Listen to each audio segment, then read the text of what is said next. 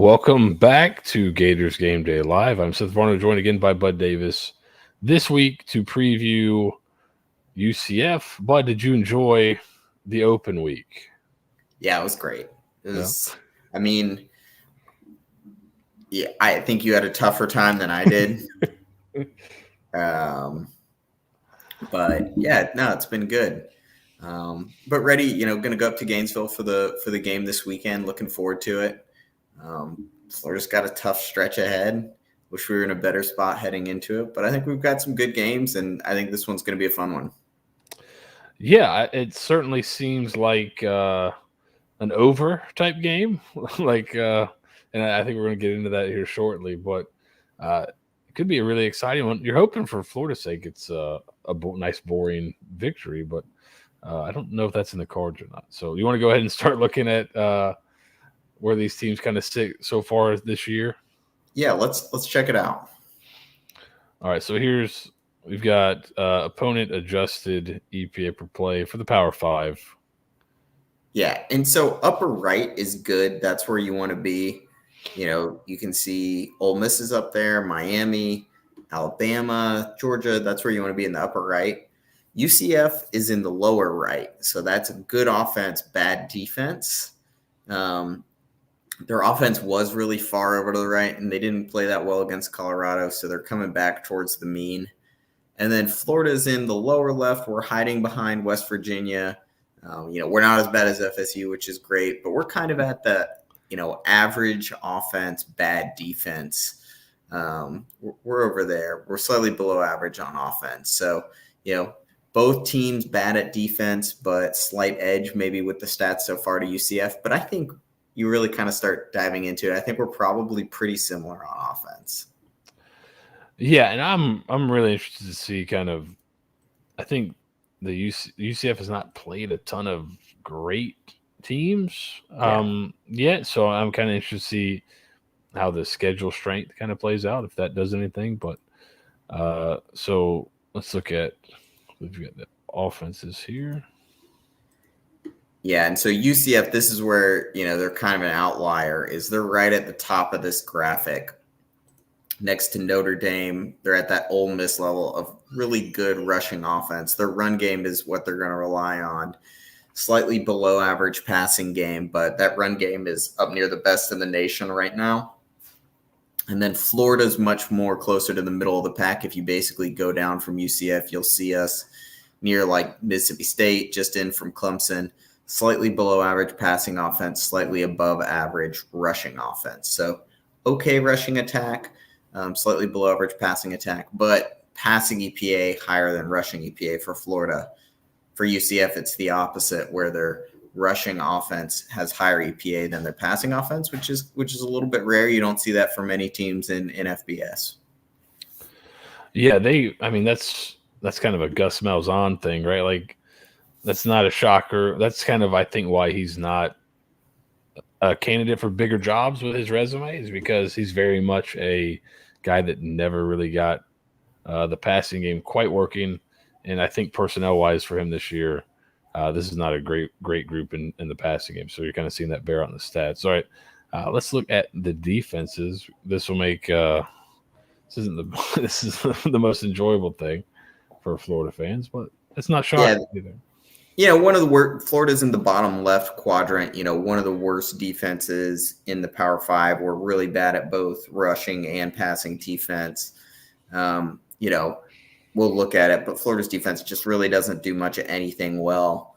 And then UCF, they're in that top left. If you see it over by Georgia Tech, they've got a really bad pass defense, but a good rushing defense. So UCF strengths, both sides of the ball rushing. Florida, not great on defense, maybe slightly above average rushing. So Florida's got to figure out their defense. We're probably going to get pretty heavily tested by UCF's run game. And then for Florida, you're looking to take advantage through the air of a bad UCF defense. Yeah, and that's something that when the teams they've played that have been kind of with a pulse so far this year, TCU and Colorado both were able to throw the ball really well on this UCF defense. So I think that's definitely a spot where Florida has an advantage and needs to take advantage. We'll see if they Yeah. do. Yeah, Florida wins this game if we can stop the run and if we can pass the ball. And those Yes. two things, stopping the run is a tall order, being able to pass the ball, not as much of a tall order. So, yes, there's definitely a path. And I think the path, there is also a pass where UCF runs the ball like crazy and Florida throws the ball like crazy, and it's just kind of a shootout. yeah, it turns into a fun game. Yeah, so that's definitely in the cards. All right, where do you want to go next? You want to start talking about you've noticed kind of going back through looking at, there's kind of a real big kind of dividing line for Florida's like offensive success. Yeah, I saw college football numbers put out a stat that was Graham Mertz's EPA on early downs versus late downs, and it's he's one of the best quarterbacks in the nation on early downs and one of the worst quarterbacks in the nation on late downs, and it's kind of crazy to see anything like that. So I tried to look at the early game, late game split on our stat sheet. So this is first and second downs only Florida offense. And there's a ton of green here, especially in the passing game. You see our pass attempts, 62% success rate on early downs. We're seeing, 0.36 EPA. That's awesome. So on early down passing, we are crushing it. Sack rate, sacks and scrambles down to 4%. We're getting good protection on these two, but we're doing it slightly less than half of our first and second downs. And I think that's kind of where, you and I, we don't hate Napier's scheme. This is what we talk about a little bit. We don't like Napier. We don't mind Napier's scheme. We kind of mind his sequencing a little bit. And what the types of plays he calls on first and second down tend to be some of our heavier packages. You see 37% pistol there. That's pretty impressive. And we're at 60% success rate for those. That's a really nice looking offense there, and pretty sustainable. Things like the motion look good. The play action looks good. Targeting across the board looks good. Deep targets look good. We're good against the blitz. Our run game, not quite as much. Our RB designed runs, a little bit negative on EPA, minus 0.03 running back designed run, but you're still at 50% success rate. So you're still getting, some efficiency there, and you're not getting behind the sticks as much on early downs as maybe I kind of thought. I thought we'd be seeing a lot more third and longs. And then we looked at some stats from SEC StatCat, and Florida actually has like the highest first down achievement rate on early downs. I think that's what it was out of any SEC team. So we're a great first and second down offense. The problem is if we don't get our third down, if we don't convert our first down early, we probably don't get it on third down because our third downs look terrible. If you want to show that. Yes, let's pull up the late downs here. Yeah. So first and second down, we're really good. Which is so interesting because it would seem, you would think that, okay, if you're really good on first and second downs, that should lead to more manageable third downs. But it seems like you said, when they're good on first and second down, they just convert early. Yeah. And then when they're getting a third down, it's not been a great drive, and it's doesn't seem to get much better.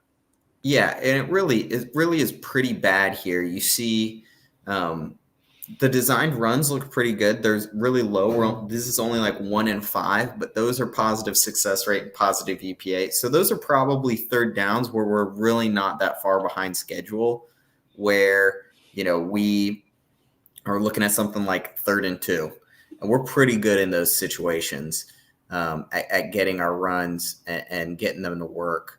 But what you see a lot more concerning is our passing EPA is negative. Our sacks and scrambles are now up to 12%. We're taking a lot of sacks on third down. We're going lighter personnel, and it's performing really poorly. We're seeing a lot more just we're seeing our motion, our play action, those things be much less effective on third down as they were on first and second down. And I think we've talked about this a little bit. This is where we tend to go in our offsets stuff. when we're on like that 3rd and 4 to 6 range, when we're a little bit behind schedule, we'll go to our offset, a little bit lighter personnel, and we tend to run some of the same plays. Like early in the season, we saw spacing into the boundary. That was one we highlighted. That was kind of weird. With a little backside slant. Yeah. And you just don't see as much creativity there, and it doesn't seem like it's very effective. And I think this is what kills a lot of drives for Florida is we just have not passed well in the most high leverage situations. I don't know how much of some of this is Mertz, taking the sacks and scramble numbers are really bad and kind of concerning there versus how much is play calling that's predictable. Yeah. And I think we talked about in the offseason in terms of pistol and offset, and we'll talk about that in a little bit in terms of being predictable and how that's not always the worst thing. But it is interesting. You look at the early down script, it was pretty much 50-50 run pass. Yeah. And you look at late downs, it's like 65% pass. So it does change the way you play defense. Now looking, Florida's average third down distance is 7.29 yards. Yeah. Which is 85th in the country. Now, good news. UCF is one of the worst third down defenses in the country. They're allowing conversions on 50.8% of third downs. So something's got to give here. And I think that kind of ties in probably with UCF being pretty bad against the pass.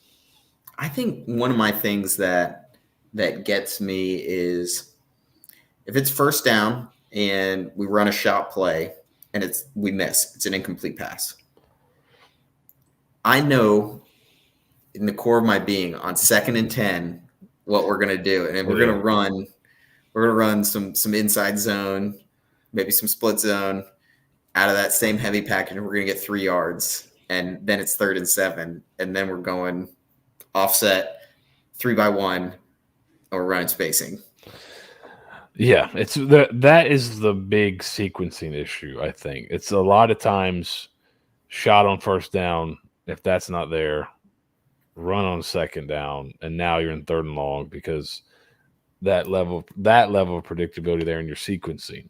And I went back and looked at our 15-yard attempts, and it was kind of surprising to me, like, when did we, what do we usually do before shot plays? What do we usually do after? Do we have a tell? And I was blown away because in the Miami game, the first half we did twice we had back-to-back shots. And I was like, man, I don't remember this. Like, maybe I'm totally wrong. And then we didn't do it the rest of the season. There was twice in the Miami first, actually it might even be both in the first quarter where we did sequential shot. And they failed both times.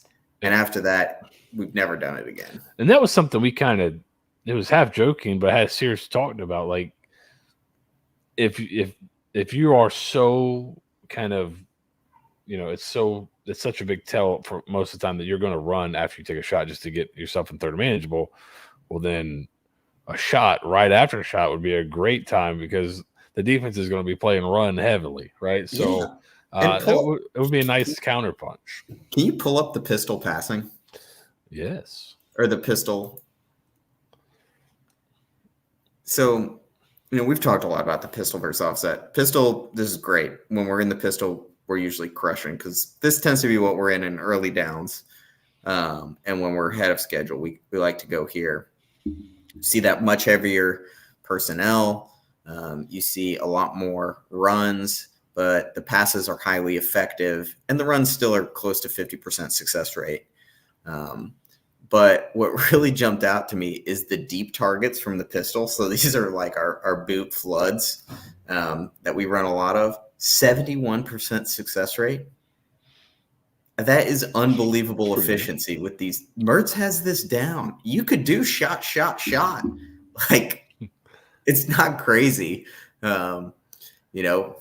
run it really well. And I think Lagway, I think the pistol really suits him really well because you can see how well he throws on the move. Mertz also throws well on the move, but Lagway kind of brings a different element to it. He's had a couple of times where he's, made the run fake, rolled out, and then thrown a dart down the field to a guy coming across. So I think it fits him well. And then this is also what he was taking shots out of when in his start too.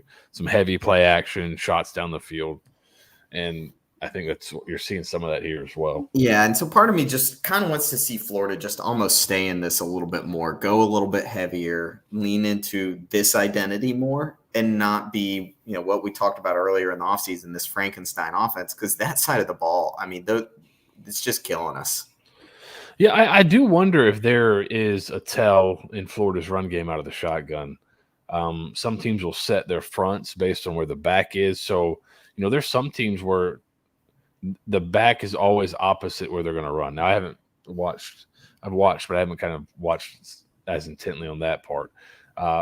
So if you're always, the back's always opposite the run, then it's easier to set your front to kind of kill the run game. So I wonder if they have a tell there. And then when you're in the pistol, since you're right behind, there's no tell, so it makes it a little bit tougher to set your front. And you can kind of, it's a little bit easier because the defense doesn't have a leg up. So that'd be something maybe worth investigating in the future. Maybe a nice off-season project, but because the offset stuff is not nearly as good, right? No, it really isn't. The passing, especially, we really aren't as effective at that. The run game, I think, works a little bit more. And offset for people that aren't, it's just a shotgun with the back in like the side, the back next to the quarterback. Yeah. And so we see, I mean, there's definitely a little bit more green here. It's mostly, condensed on those designed runs. But we see our sack and scramble rates starting to go up. You can see we're in much lighter personnel here. Now we're in 11. But things like, motion, play action, they're losing a lot of their effectiveness. And our passing game just overall is not as effective. But the runs out of the offset, they're still doing okay. I mean, you still see pretty good efficiency. This might be a little bit because it's more of a curveball where teams, when they see us in the offset and the slider personnel, they think we're going to throw it, which we usually do, so almost 70% of the time. So when we do run it, we're catching them a little bit, get off guard and stealing some there. The most interesting thing to me about the kind of, I guess, one thing that really jumped out is how, I feel like it wasn't like this in past years, but you go 11 personnel 81% of the time when you're in offset, and then in 12 you're only in 15, and then when you go to the pistol, now 12 is the dominant personnel grouping. So it's really like it's not just where the back is, it's kind of almost personnel dependent as well, which is you're in 11 half as much when you are in the pistol. So it's really interesting. And we just use pistol and offset because we've looked at Billy long enough that this is kind of a tell that there's almost two different playbooks that we have merged together. Yeah. And the pistol stuff is more like the NFL, McVay, like it's a lot more. And then the gun stuff is just kind of, general college spread stuff with some air raid things mixed in, and it's all mixed throughout in terms of passing game. But we don't think pistol's a lot more. Seth and I aren't saying that where the running back lines up dictates whether we can pass well or run well. Like, that's not what we're saying. What we're saying is it's kind of a tell what part of the playbook we're using. It's a proxy. When he's in the pistol, we're heavier. We're running these types of concepts. It's a stylistic tell almost. I mean, that's what I think you and I would call scheme, like not play calling is kind of like those sections of the playbook are pretty different. Yeah. And so we can kind of group them and use the running back alignment as a proxy. Do you want to throw UCF's defense up there? Yes, let's do it. And I do have a couple pieces of, just some of this, taking a look at their defense, just a couple pieces of film from their TCU game, just so you can kind of see they're not great against the pass. Yeah, they really are not. They're not generating a lot of pressure. The sacks and scrambles are really low. The blitz rate is about average, and the results when they blitz are disastrous. So that's pretty good for a Florida O-line pass protection standpoint. You like that. The pass attempts, you can see teams have done pretty well against them. The deep targets especially seem to be working well. I think that jumps out to me. And, anytime you see something like 60% success rate on deep targets, you got to feel good about Florida taking some shots in this game. So I want to see Florida, throwing the ball deep. Where UCF is good is against the runs. Teams have found a little bit more success maybe with the gap run game, but it's not like it's been a clear weakness for them. It might be something that I'd be interested to see Florida test. Just we've had some success with it, like against Miami. We saw Montreal pop that big run. So maybe we try some more of that pin and pull against them and see how it goes. Yeah, Colorado, going back and watching, Colorado had more success than I thought they would on the ground. They actually were, I think, into the game in a pretty good spot in terms of rushing yards EPA per play. It was kind of surprising with how little you think Colorado runs the football. But I don't know if they've played kind of just in that. I don't know if they've really played anybody that runs the ball really well. So yeah, Colorado was 0.14 EPA per rush against, which is 72nd percentile against UCF. They just didn't run it very much. Yeah. So UCF, I don't know how great they are on defense, but the pass defense, and I got a couple clips from just kind of a general. I know Colorado was able to throw the ball down the field on them quite a bit, but just a couple here, and then we'll find one of the Colorado ones. But this was against TCU. TCU threw the ball kind of all over him. Man coverage. The guy's reaching the whole time. Breaks him off. This has not been a great year for them in pass protection. You see, there's the blitz, so that's contributing to that success rate EPA per play there. And then here's a little mesh. Florida loves some mesh. Yeah, and 3rd and long. So, Florida's got some pretty good run after the catch guys. We saw Mizell have a great game run after the catch. It seems like it's possible that Trey Wilson plays. Maybe, but was that I think I also heard that Mizell might be hurt. I don't know. I saw he was good. Like I think he was winning a boot, but he seemed like he'd be good to go. So yeah. So and then Colorado hit some. This one you were talking kind of about deep shots. There's one that Will Shepard. I think Florida fans remember Will Shepard from Vanderbilt, good player. But it was a strange kind of play by the defensive back. Travis Hunter got his. I'm just gonna find this Will Shepard deep ball. But it was yes, here it is right here. So post shot over the top. Yeah, share it. We like all those.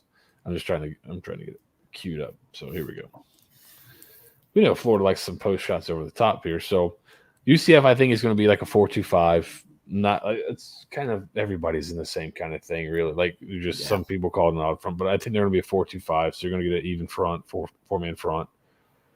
You're take a shot down the field, probably an ill-advised throw, but really you got the safety biting down on the crosser. You got a post over the top. Corner's not in bad position, but he just kind of doesn't really make a play on the ball. Yeah. So Will Shepard is a pretty good player, goes up and just kind of takes it, but the defensive back's just kind of waiting for the ball to come down. I don't know. Not playing the wide receiver. Yeah, so I think the stats would back up what the film shows, that they're not very good in the pass game, and they're also, like you mentioned, they're not generating a ton of pressure, which was last week. Colorado going into that game. I was talking to somebody and I was like, Colorado's biggest issue is they can't pass protect, but UCF, they were like 128th or something like that in the country in sack percentage. So they're not generating a ton of pressure. So I thought Colorado would be able to throw it a little bit, and they were. So I think it's kind of in a similar boat. I don't think they're as bad up front as Colorado is, but if you don't generate pressure, I think Florida's going to be able to throw the football. I think so. I think my expectation for this game is Florida's going to throw the ball a lot. UCF's going to run the ball a lot, and something's going to give eventually. Yeah, and let's see. You want to look at the Florida offense now that we've looked at just kind of overall. Now that we've I looked at think we can that, go to UCF. or We you can want to go to just go to the UCF UCF offense. offense? And Let's go UCF. this is the strongest. I think statistically, right? This is the strongest unit in the game. Yeah. Right, the UCF offense. They are a Gus Malzahn offense. They are really good at running the football, and they mix up zone runs and gap runs, and they've got some dynamic dudes that run the ball. Yeah, I mean, you see a lot of green across here. It's a good offense. They're going to primarily lean on that run game, 60%, which is really high. You're going to see motion. You're going to see play action. And then I think what worries me is the gap blocking. You see that, 35% right there. So it's a little bit of their curveball. They'll throw this every third run. Florida's got to be ready, and they're good at it. 70% success rate. 0.43 EPA per play on a run is they've hit some home runs on this. So he's got some tools in his toolkit here, and I'm just always going to be scarred by that 2021 LSU game when they just countered us over and over and over. It seemed like a lot of games that countered over and over. But yes, that was the particularly bad one. But it's some film to kind of back up what you're saying, and I think this is the best part of the Gus Malzahn offense is motion, eye candy, and then they couple that with tempo and really good players running the ball. Makes it tough to stop. So you've got all this motion. And now, luckily for Florida, the guy that they would do the jet motions to, I'm sure they've got somebody else that's very fast that can do it as well. Xavier Townsend was kind of that guy, and he did some plays against Colorado. He seems to be pulling himself out and redshirting for the rest of the year. So Florida won't have to worry about him, but they will have to worry about this guy, RJ Harvey, probably one of the more underrated backs in the country. Really, really good player. They get him the ball in a ton of different ways. They, hand it to him. He's got some speed. They'll throw it to him. I've got a nice throw. You see him run over the safety there. He's one you definitely have to keep an eye on. And there's a great, against Colorado, he had a great catch to kind of get Colorado goes down. Travis Hunter. There's another look at the UCF defense. And they come right back. And this is the kind of stuff when you got the guy like KJ Jefferson is a running threat, right? You've got to – this is where, you're worried if you're a Florida fan. You've got to play downhill because, like Billy Napier said multiple times, he's a big man. KJ Jefferson's just a big man. And now if you try, you can get caught in coverage, the eye candy of the motion, movement, play action, and now you get this running back down the seam or down the sideline, and then you want to see how fast he is. I mean, Travis Hunter's got a little bit of an angle, but almost gets there, but not quite. Like this dude can roll. So that's if you can slow him down, you win by a lot, probably. It's going to be hard to do that, right? Yeah, and this is where I think, I get a little bit more confident. I like Florida's linebacker core a lot more than I have in years. Safety play is still a concern, but if these guys can tackle well, which has always been an issue for these defenses the past 3 years, then we should be able to handle them. It's still going to be tough. The QB run game is going to be there. The running back passing game is going to be there. Their passing game has been really reliant on Kobe Hudson was kind of the big breakout guy. They have not thrown the ball a ton this year. I think they're 92nd in passes per game in the country, and they've been pretty bad at it. 130% in success rate. Kobe Hudson has 24 targets. Xavier Townsend was actually second on the team in targets with 13. Third is a guy with 11 targets, and everybody else has single-digit targets after that. So, and that's Randy Pittman, who's a tight end. So, with Townsend out, it'll be interesting to see who steps up for them. They do have Trent Whittemore on the team. Who I saw that. Whitmore comeback game. Yeah, so I don't know who steps up for them at receiver, but I'm not confident from Florida's defense to say, well, Florida will shut down the run. So, Same. I don't know. It doesn't. I think you're going to get the full boat from Gus. I'm sure you'll get a trick play or two in. It'll be he'll be breaking it all out because they win really big for their program. I think in terms in recruiting and all that kind of stuff. So they're going to throw it all out there. Yeah. You mentioned tempo for UCF. We've talked about this, but actually pretty curious if Florida's offense, if we keep up a little bit more tempo. We've seen that as the season's gone on. We're playing with a little more tempo on offense. I'd love to see that, especially in what could be an offensive shootout. Yeah.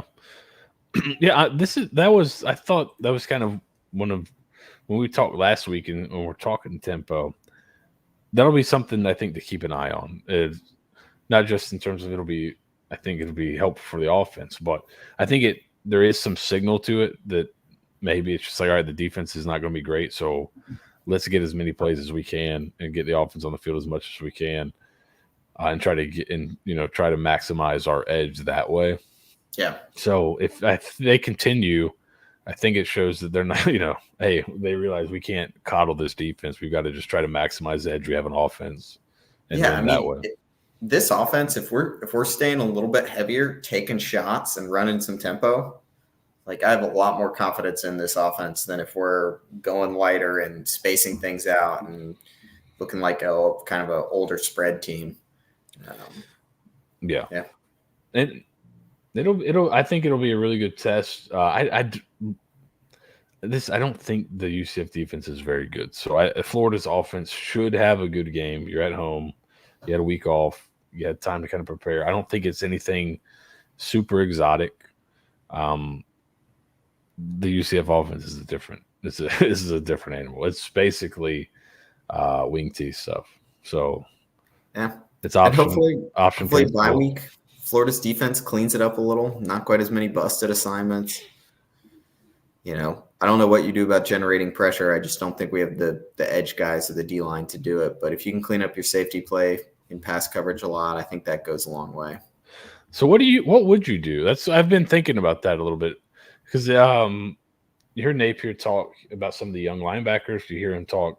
He mentioned LJ McCray, I think, and then he's talked about mixing up the edge room. Now that wasn't all together; it's kind of separate questions. But you think like you put a guy like Childs or Miles Graham in as a pass rush specialist, or let McCray play more and just kind of, hey man, you just got to go do it just to try to give some juice.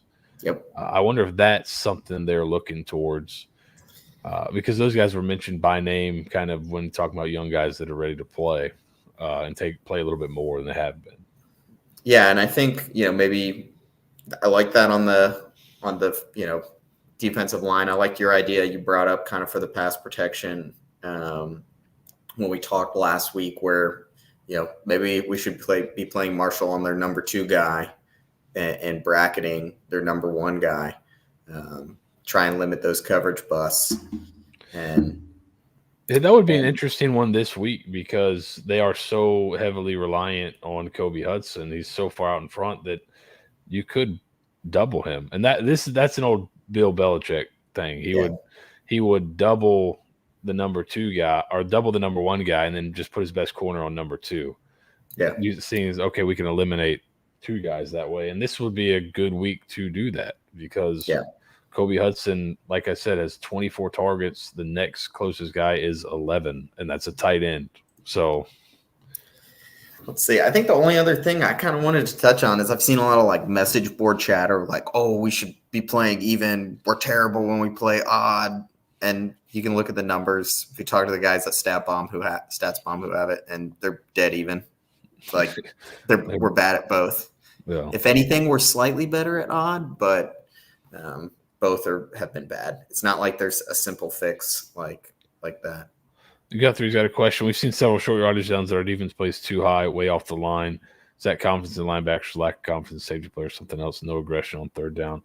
You can, like the original quarters defense from Bud Foster was you play 2 high safeties, but they're really reading for run. So you can get – the idea was you could get 9 in the box against the run. Now, playing real far off, you lose that part of it. So that's not ideal.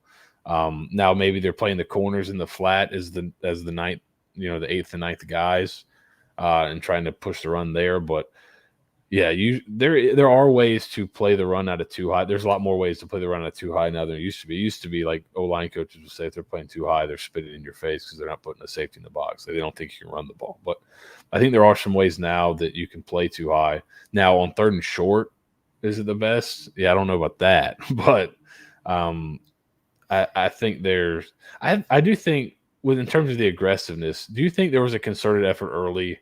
Because last year was so bad giving up explosive plays. Do you think there's a concerted effort early to just limit explosives? I think somewhat. I mean, I think we saw that definitely with strategy against Miami and how we were playing that.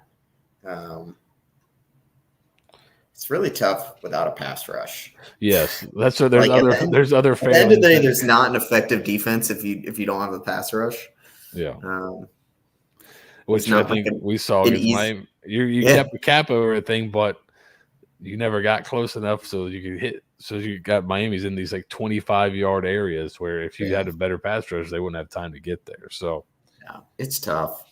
I don't know if there's an easy fix. I don't know if it's simply move the safeties up because I mean, the thing is, it's always easy on these plays in hindsight. It's like, oh, it's 3rd and 2.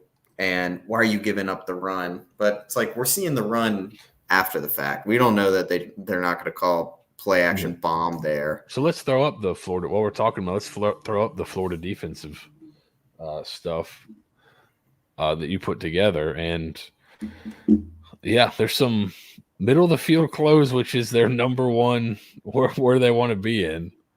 Is the worst cover. Like so when they play one high. Pretty bad. Middle field open has been much better. Right.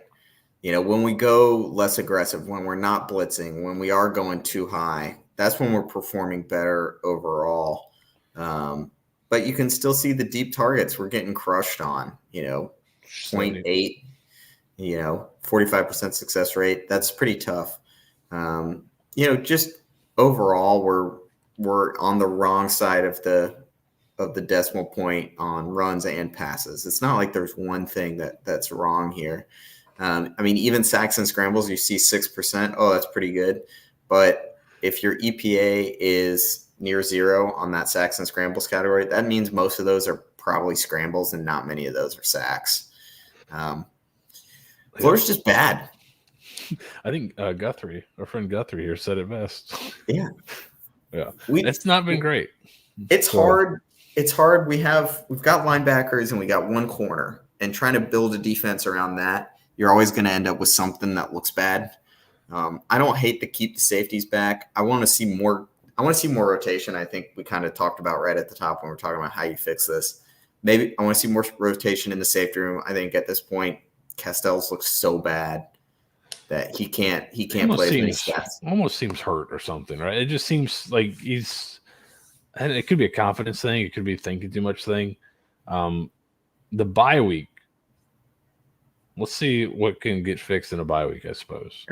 Yeah, and I think that's fine. I think go out against UCF. Let's see who's ready to play. Who got better. And then this I think Smoky Gators, right? This is kind of the main culprit.